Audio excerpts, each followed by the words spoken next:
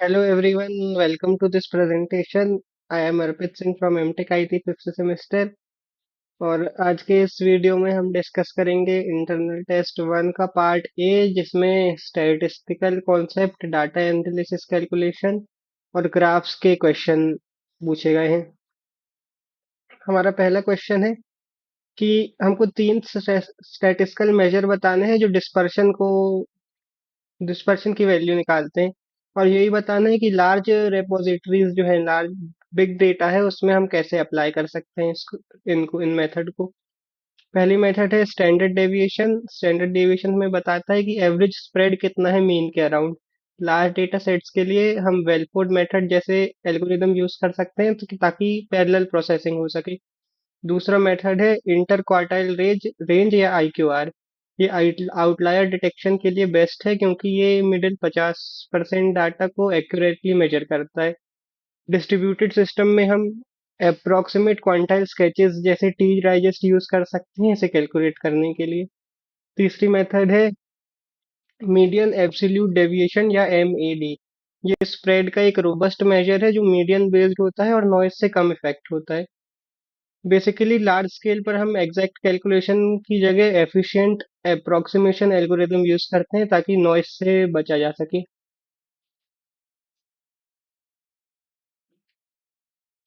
Second question हमारी numerical problem है, जिसमें हमसे एफिशिएंट स्ट्रेंथ के सॉर्टेड स्कोर दिए गए हैं 1 से 100 की स्केल पर, जिसमें टोटल 27 वैल्यूज हैं। मीन निकालने के लिए हम सारी वैल्यूज का सम करेंगे, जो कि 809 है, और फिर उन्हें 27 से डिवाइड कर देंगे तो मीन आएगा 29.96। मीडियन के लिए टोटल काउंट 27 है, जो ऑड नंबर है।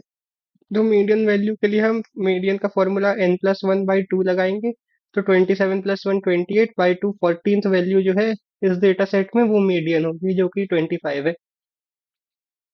और अब अगली साइड में हम देखेंगे, इसमें मोड इस डाटा सेट का पूछा गया है और मोडेलिटी पे बताना है, कमेंट करना है।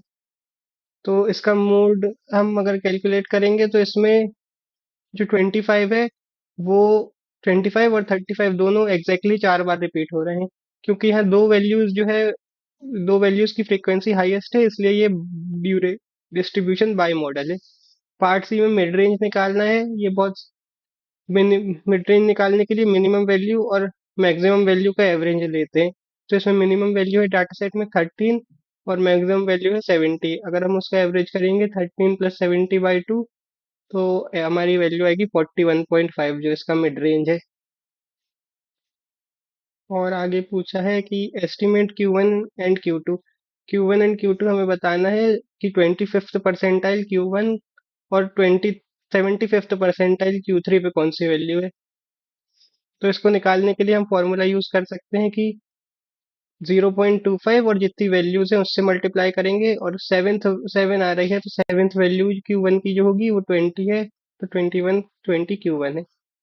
और 0.75 से मल्टीप्लाई करेंगे तो Q3 आएगा 21st वैल्यू जो है इस डेटा सेट में, वो 35 है। अगर हम इसका 5 पॉइंट समरी बताएं, 5 पॉइंट समरी में मिनिमम 13 है, Q1 20 है, मीडियन 25 है, और Q3 35 है, मैक्स 70 है। अगली स्लाइड देखें तो बॉक्स प्लॉट हमें ड्रॉ करने के लिए कहा गया है। तो बॉक्स प्लॉट में हम Q1 Q3 के अराउंड एक बॉक्स बनाते हैं, और जैसा इस इमेज में है दिखाया गया है कि 20 और 35 जो है वो बॉक्स के अंदर आ रहे हैं, और मीडियन 25 और आउटलायर है 30 और 70। क्वेश्चन है कि इस कॉन्टेक्स्ट में क्वांटाइल प्लॉट से कैसे डिफरेंट है। तो जो क्वांटाइल क्वांटाइल प्लॉट है, वो एक सिंगल डेटा सेट के लिए रहता है, और क्यू क्वांटाइल प्लॉट एक सिंगल डेटाबेस डिस्ट्रीब्यूशन के लिए रहता है, और क्यू क्यू प्लॉट दो अलग डिस्ट्रीब्यूशन को कंपेयर करने के लिए यूज होता है, जैसे कि हमारा डाटा वर्सेस नॉर्मल डिस्ट्रीब्यूशन, ये देखने के लिए कि उनके शेप्स सिमिलर है कि नहीं। अगला क्वेश्चन, थर्ड क्वेश्चन है, इसमें सीवीआरटी इंडेक्स डिस्ट्रीब्यूशन की बिंड वैल्यू दी गई है कि सीवीआरटी रेंज में, और उसमें कितने फ्रीक्वेंसीज है, और इनसे हमको वैल्यूज निकालनी है।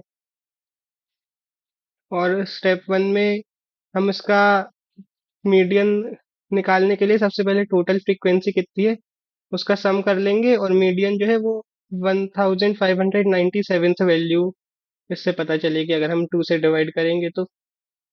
फिर हम पता करेंगे कम्यूटेटिव फ्रीक्वेंसी से कि ये 1597 वैल्यू किस क्लास में आती है। तो हम 1 से 5 तक देखते हैं कि 200 वैल्यूज आती है। फिर 6 से 15 तक 650 वैल्यूज आती है। 16 से 20 तक 950 वैल्यूज आती है। और 25 से 50 तक 2450 वैल्यूज आती है, यानी इस क्लास में आएगी ये वैल्यू।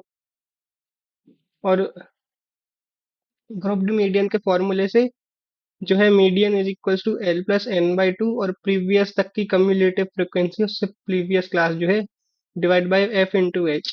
इस फॉर्मूले से हम ग्रुप्ड मीडियन निकाल सकते हैं, जो है 33.50 लगभग जिसकी वैल्यू आएगी।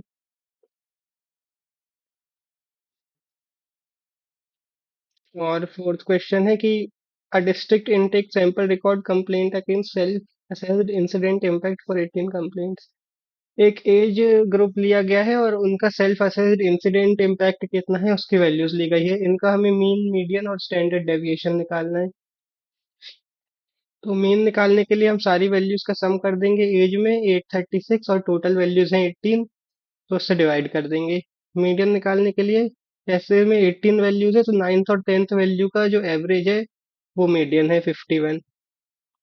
स्टैंडर्ड डेविएशन के लिए हम ये स्टैंडर्ड डेविएशन का फॉर्मूला लगा देंगे, under root summation x i minus x mean का square by n minus one. Age का अगर हम स्टैंडर्ड डेविएशन निकालें तो 13.22 आएगा।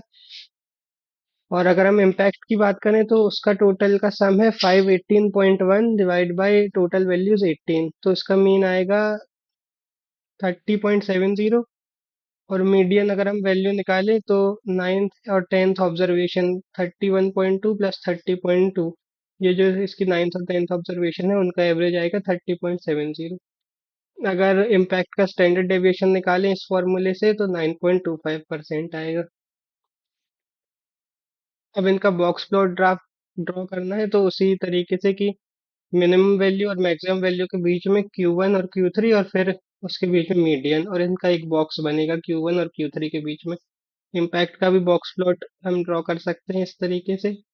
फिर स्कैटर प्लॉट और क्यू क्यू प्लॉट बनाना है उनकी रिलेशनशिप स्टडी करने के लिए। स्कैटर प्लॉट हमने बनाया है कि इम्पैक्ट कितना है और उनकी एज कितनी है, ऐसा इमेज में आप देख सकते हैं स्कैटर प्लॉट।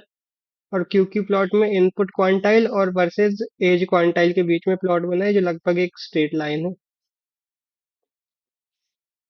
Thank you. आप पार्ट ए के लिए अगली वीडियो में हम इसके आगे के क्वेश्चन करेंगे पार्ट बी में।